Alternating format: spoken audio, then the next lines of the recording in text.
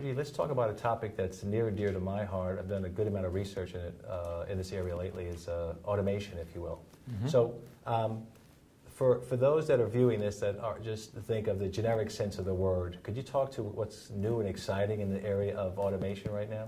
There are a lot of things with automation that are exciting. It's key to understand that you're looking at what does the person really have to do in a job. Now in BPO, we're looking at being able to do those items that may or may not be core to another business, and then being able to do them more efficiently and more effectively. That's an historic process for BPO.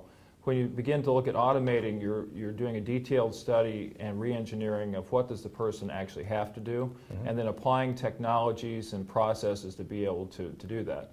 Now, with that, we look at it in a lens of those services, obviously, that we provide. One of them is in call center. How do we automate and make multi-channel interactions with people, going beyond what would be called IVR, the voice response type of thing, with pushing this number or that number to be able to get to the right path, and be able to truly be able to predict and then automate the response for them, to transfer them to where it might be chat or where they might get other knowledge work, be able to provide a better service, a better practice, at the same time reducing the amount of human touch, because that's obviously heavy on the cost side with BPO, and provide a better quality product. So we do call centers.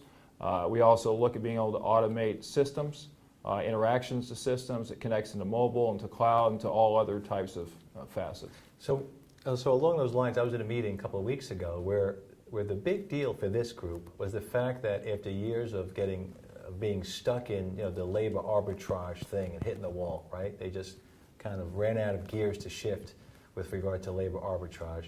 In comes automation, and there's a whole new opportunity for them to realize increased saves. Are you sensing that? Oh, absolutely. When we respond to RFPs, we work with the customer. Automation always comes into play. Labor arbitrage runs out of gas at some point. You're going to run out of places to labor arbitrage to. You want to be able to get the type of labor focused at those things the person really needs to do to be able to provide value, to provide things that the machine can't do, and then use the machine to be able to do everything else. Okay. Do you see any particular areas where this is kind of dead on, bullseye as far as either verticals, industries, or particular applications? Lots of automation in the call center space, a lot of automation in anything that has to do with transactional processing, so data entry is big. Also in the mailroom space, we have a lot of automations with automatic document recognition.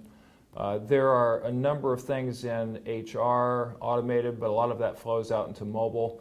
It's hard to take automation and not connect it with something else, such as being able the analytics, being able to cloud, mobile, a lot of the topics that you'll hear within BPO.